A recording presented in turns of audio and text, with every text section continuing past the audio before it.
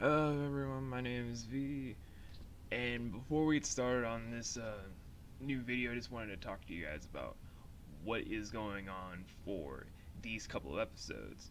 Now, as I've been trying to state and having the sort of side editor helping me with the new videos been pointing out, these are going to be scripted videos, which means it's going to be elaborate onto a new plotline that I'm going to be doing and hopefully proceeding on in the future.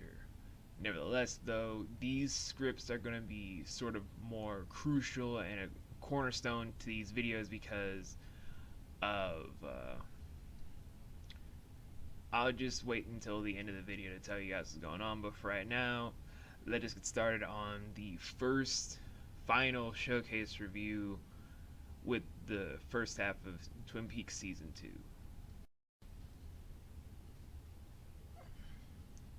Yep. Yeah, I know. Okay, then, what about the knife? Any results on that? Uh-huh. Huh. Alright then, thanks, I suppose. Thanks for nothing, you little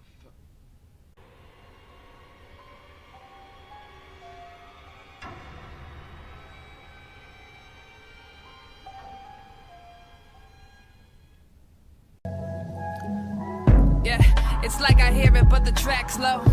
Like I'm not even present where I'm at, though.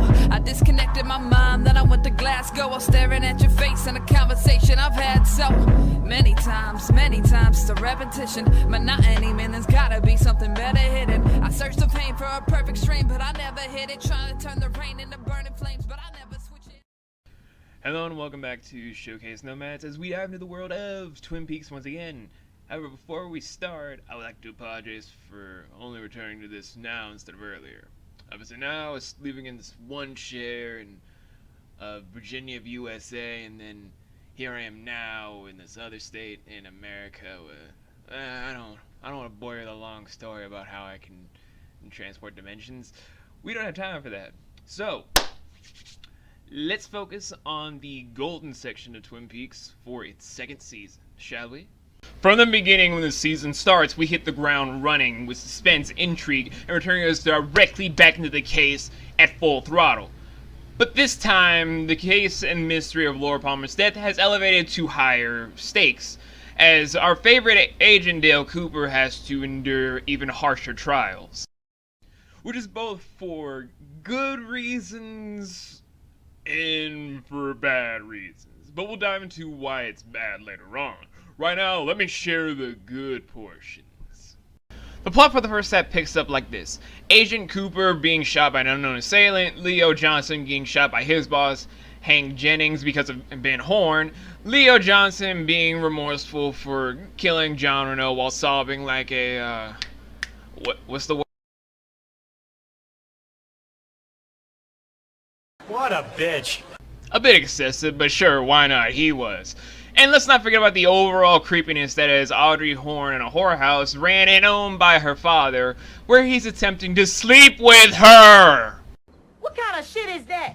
There's also some side drama involving Donna James and Laura's cousin Maddie getting involved in some legal troubles involving Dr. Jacoby and some cocaine, along with a deplorable, insufferable sawmill being burned to the ground with Catherine Myrtle inside, as part of a secret plot by Ben Horne and Josie Parker.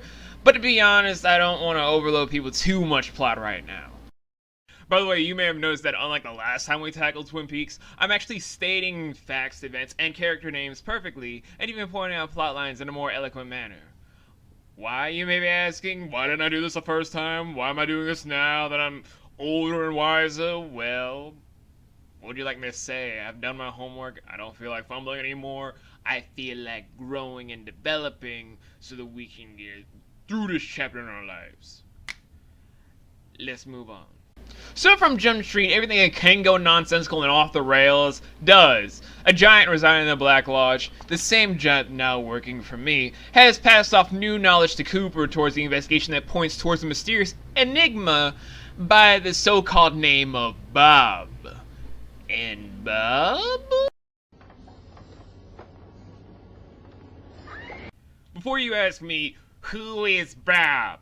Well, to put it simply, without spoiling a whole bunch of stuff, Bob is a kind of monstrous being within the world of Twin Peaks that's bound not only to the plane of existence, but to a dimension known as the Black Lodge. Kind of like this entity I used to know a long time ago, only less vicious, less cruel, and less of a well-good dresser. But don't worry, kiddies, don't worry. We're gonna be covering Bob later on. I promise. But for right now, let's get back to the review, shall we?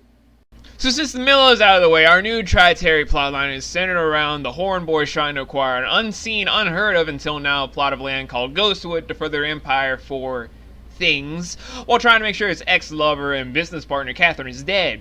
While the secondary plot is still focused around the love triangle and mystery-solving skills of Donna, James, and Maddie, which gets a little weird. Or that would be all there is if we didn't have the all-important drama, who's the father of Lucy the receptionist baby? But this one is whatever at this point of the season, so I don't even want to bring it up that much. But alas, before the main plotline is concluded, the love triangle plot gives us more backstory and insight into the enigma called Laura Palmer from a new supporting character by the name of Harold Smith, one of the people from Laura's own Meals on Wheels position when she was still alive. And if I may pause for a moment from all the review shit, I really love the character of Harold Smith, as well as how they wrote his story arc, but there's a problem with him as well that we'll dive into later on in the video. It's not that pleasant. In any case, now that all the clues have been gathered from the primary and secondary plots, from the guidance of my favorite of all employees, the great giant of the Black Lounge,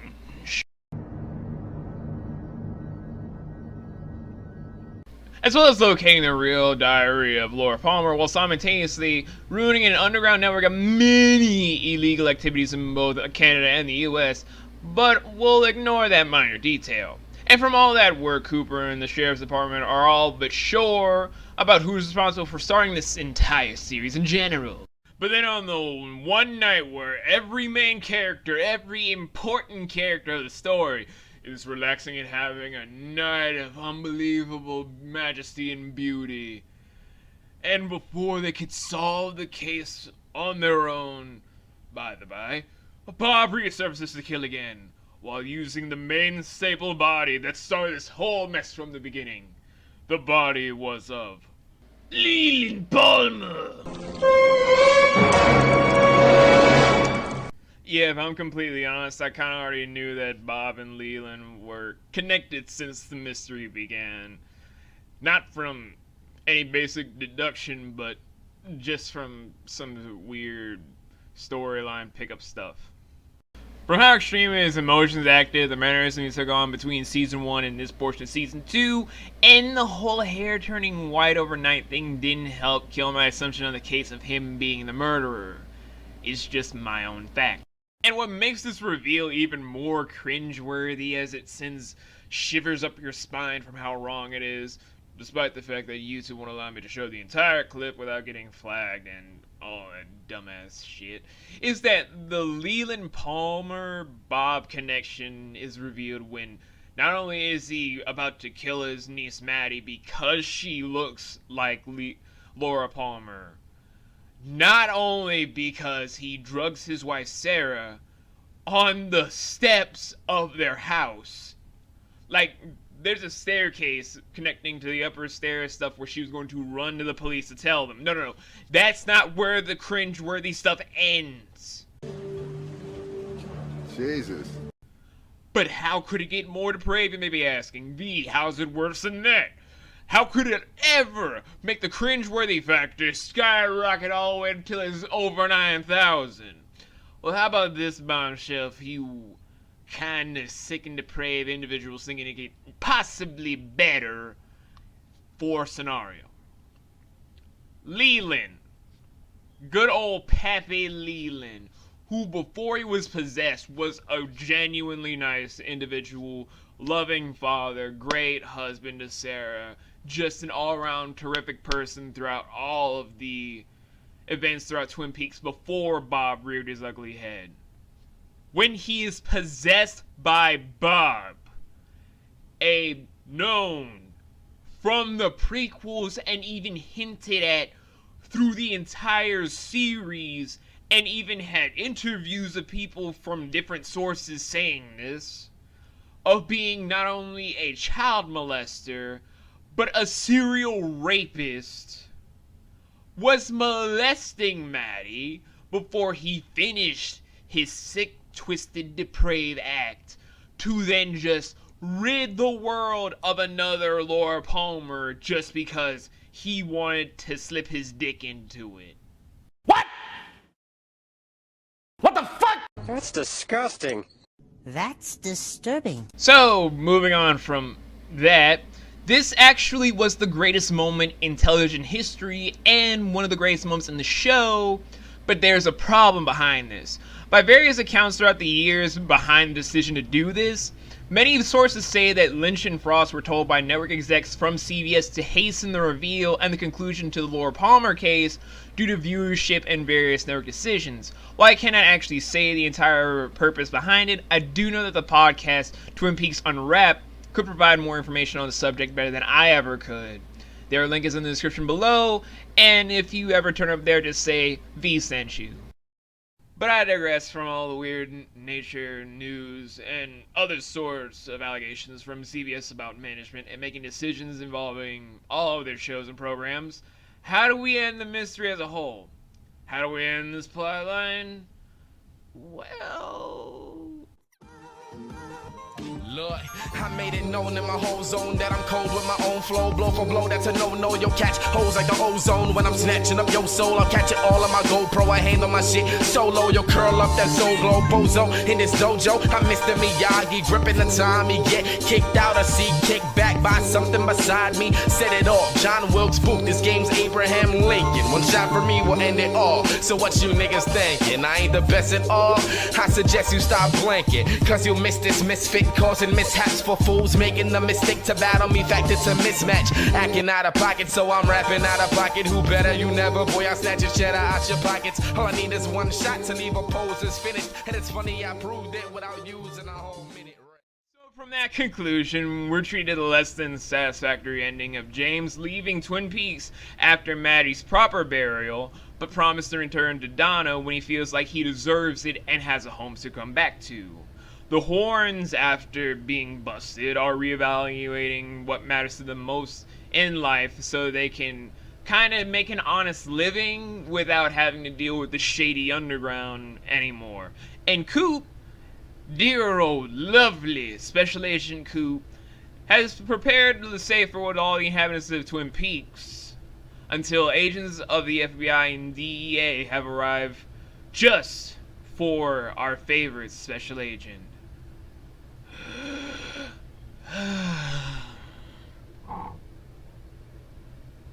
Woo! As I've said before, Twin Peaks is a really odd, quirky, and downright strange show with a cast of characters that bring that feeling to light with every single scene that they are in. And yet again, even in a new location, I still believe this is a fantastic series for people to watch and study.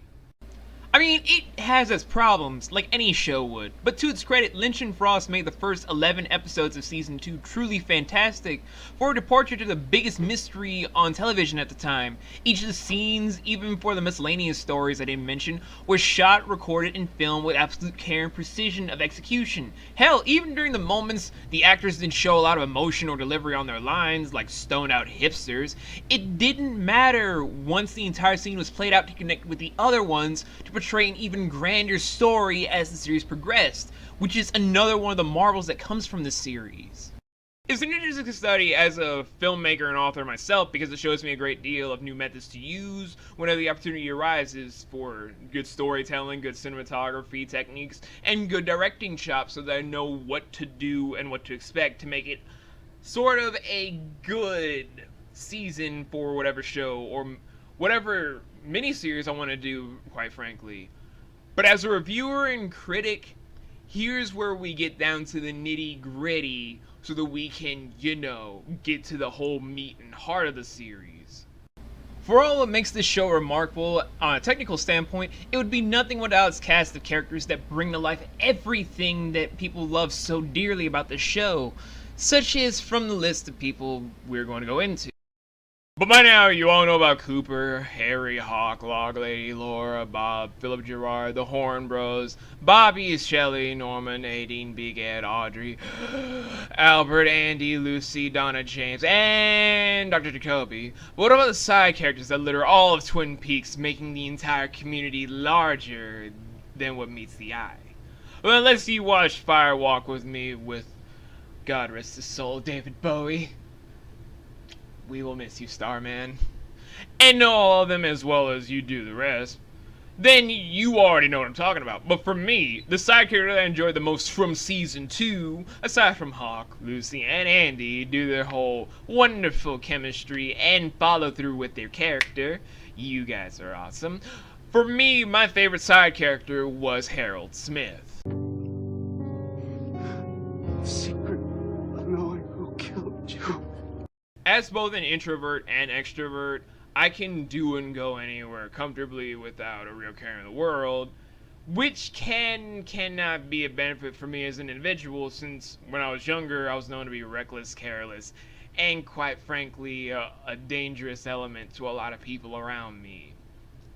But I have and possibly will forever have my own depression episodes, and my emotions will go beyond normal bipolar standards due to my own bipolar depression continuing to worsen and worsen from when I've had it since I was 12 to 13.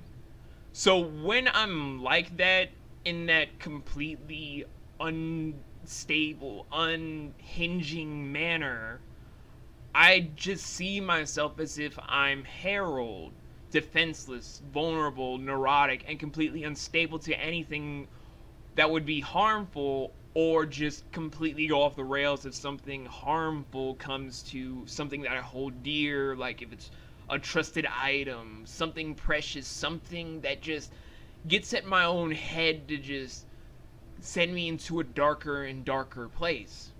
From just watching Harold, even though his time in the show was short due to reasons, and from the movies, even though he was lackluster, I simply see what I look like when I'm not how I normally am. The calm, carefree, sort of go with the flow sort of person with an apathetic demeanor, since I don't really show a lot of emotion. And to be frank with you guys, it's honestly horrifying and quite terrible to see what I'm like from the outside in, and to know what others around me have to deal with. It's not a pretty thing, and the older I get, the more I just want to honestly confront that darker side of me and see where is all this coming from. I mean, granted, unlike Harold, I'm not an agoraphobe, since I do love to go outside and do things around people, despite the fact that I don't really care that much about people. But the emotional trauma within myself is still there, and his character stands as a testament to what I strive not to be as I continue to live on, so that Tank, our future kids, and even my friends of Theo, Leslie, Ethan, Danny, Jen, Casey, Jasmine, Liara, Sapphire, I just want all of the friends that I have and will continue to have, and all of my family members, and the love of my life, and our future kids and grandkids, not to suffer with me being Harold's character has been and will stand the testament of time to be as a character within this universe. As for the rest of the cast of characters, they're just as memorable, with similar attachments to thousands, if not millions, of devoted fans that have watched this since 1990. With each citizen, every law enforcement, every student, every villain has a devoted fan to them that has a giant attachment to them beyond words that even I couldn't express. But if I were to go into all of that, we'd never get finished in time with this video to do anything else, so let's wrap this up where we are, shall we? And we'll pick up the rest in part 2.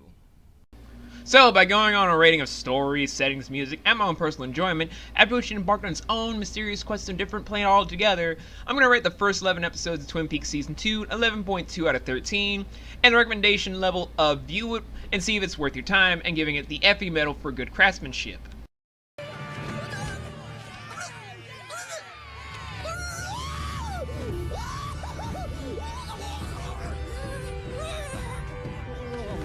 Now, for those of you wondering if we're ever going to return to Twin Peaks since it took so long to get back to this, do not worry. We're reserving that for our dear swan song to the bygone era that this channel has gone through. But until then, we have 7 more reviews in between to prepare for it properly.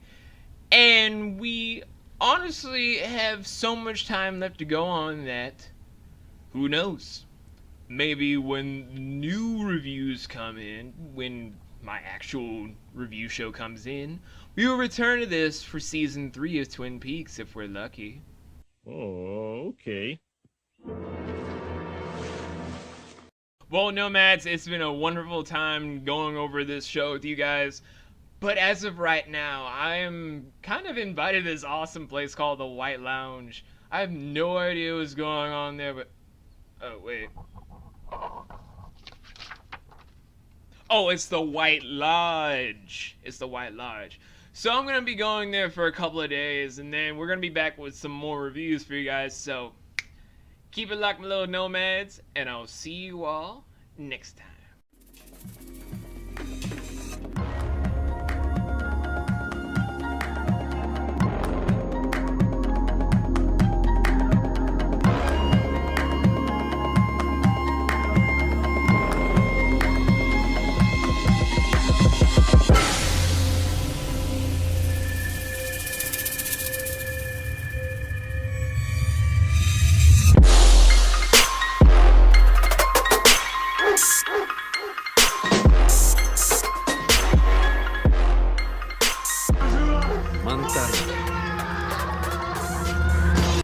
Hey guys, I really do hope that you enjoyed this review because it took so long for us to get the script together.